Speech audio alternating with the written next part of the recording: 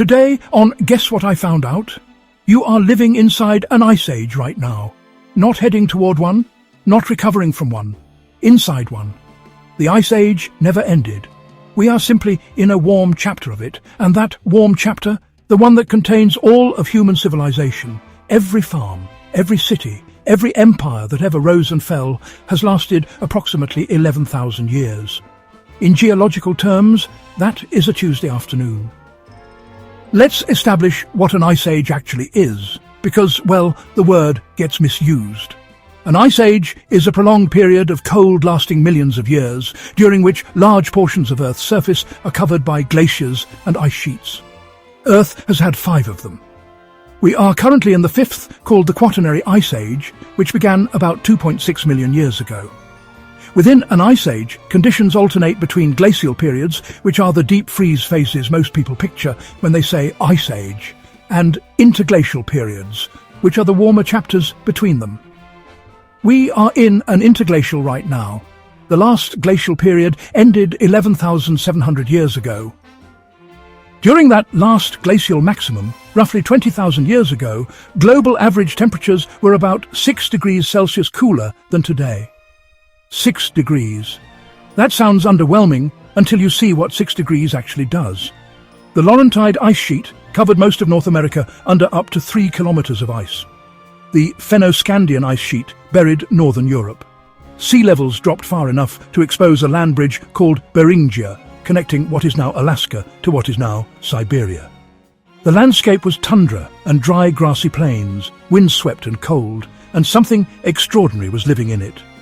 Welcome to the age of frozen giants, Curious George. The Pleistocene epoch, the 2.6 million year span that overlaps almost entirely with the current ice age, produced what biologists call megafauna, giant animals, many of them over a ton, and their size was not an accident. There is a principle in biology called Bergmann's rule. In warm-blooded animals, colder climates favour larger bodies, because a larger body has a lower surface area to volume ratio, which means less heat escaping relative to the mass generating it. The Ice Age was a pressure cooker for giants. The woolly mammoth, which we'll call the shag carpet elephant because, well, just look at it, was not dramatically larger than a modern African elephant. Its shoulder height was about 3.5 meters, compared to 4 for a large African elephant. But the shag carpet elephant had a longer body, shorter legs built for grazing low tundra vegetation, and, honestly, an insulation package that no modern elephant even comes close to matching.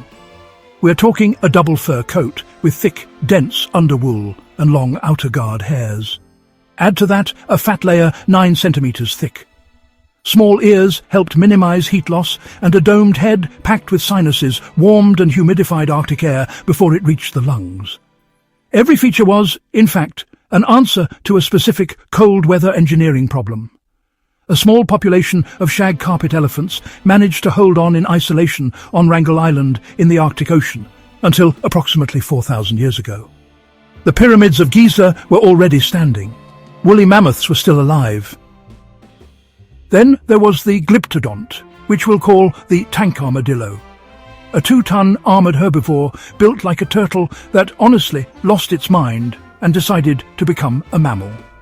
It had grooved teeth for grinding tough vegetation, elephantine legs to carry the shell, and a turtle-like carapace covering the entire body. Evidence suggests the tank armadillo could even rear up on its hind legs, shifting its weight backward to deliver tail strikes, or maybe just to reach food at different heights. It is, without a doubt, one of the more absurd animals that has ever existed, and it was real. And then there were the giant ground sloths. The largest, Megatherium americanum, weighed approximately 3,800 kilograms. For reference, a modern sloth weighs about 4 kilograms.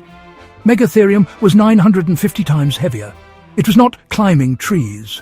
Instead, it was walking the Americas in at least 27 distinct genera, some of them apparently social, congregating at watering holes for cooling off and, well, insect relief.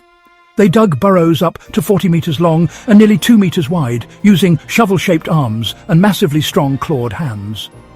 The claw marks still exist in those tunnels. Scientists match them to the anatomy.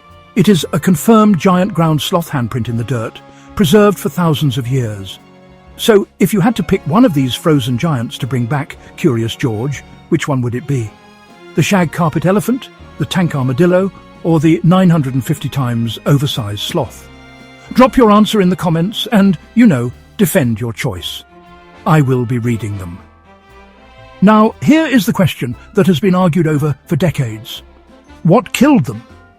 72 to 88% of large-bodied megafauna vanished from Australia, North America and South America at the end of the last glacial period, roughly 11,700 years ago. The standard climate explanation looks reasonable at first. Temperatures rose, sea levels climbed, habitats shifted, but there is a problem with it. The Wrangel Island mammoth population, isolated and cut off from the mainland, survived the transition by thousands of years. The climate changed everywhere. The mammoths on Wrangel, where humans did not reach until much later, kept living. Homo sapiens evolved around 300,000 years ago in Africa. By 50,000 years ago, modern humans were spreading across the globe with increasingly sophisticated tools, complex social structures, and the kind of coordinated hunting strategies that, leave extinction-shaped holes in the fossil record. The Clovis people reached North America around 12,700 years ago with spear technology specifically designed for large game. Isotope analysis of a child buried at the Anzac site in Montana shows that roughly 40% of the maternal diet came from mammoth. That is specialist predator territory. The megafauna disappeared shortly after Clovis' arrival. In Australia, 85% of large mammals were gone within 4,000 years of human arrival. Fungal spores preserved in ancient sediment, spores that only grow on large herbivore dung, collapsed in the record at exactly the same time. The herds vanished. The dung spores vanished with them. The honest answer is probably both. Climate stressed the populations. Humans hunted animals that reproduced slowly and had no learned fear of bipedal hunters. Tip the first domino, the rest fall. And they were not the only ones navigating this world. Neanderthals, a separate human species who had been living in Europe and Asia for hundreds of thousands of years, went extinct around 40,000 years ago. They were not primitive. They made cave art. They wore ornaments. They buried their dead. They had large nasal chambers that warmed and humidified cold air, almost exactly like the mammoth's sinus adaptations. Short, stocky bodies built for heat retention in glacial conditions. They had solved the Ice Age problem with their physiology. Modern humans outcompeted them. Larger populations, more energy-efficient body plans, broader diets. The two species interbred, which is why people of European and Asian descent carry 1 to 2% Neanderthal DNA today. Neanderthals did not entirely disappear. They dissolved into us. Here is the uncomfortable part. The Quaternary Ice Age is still ongoing.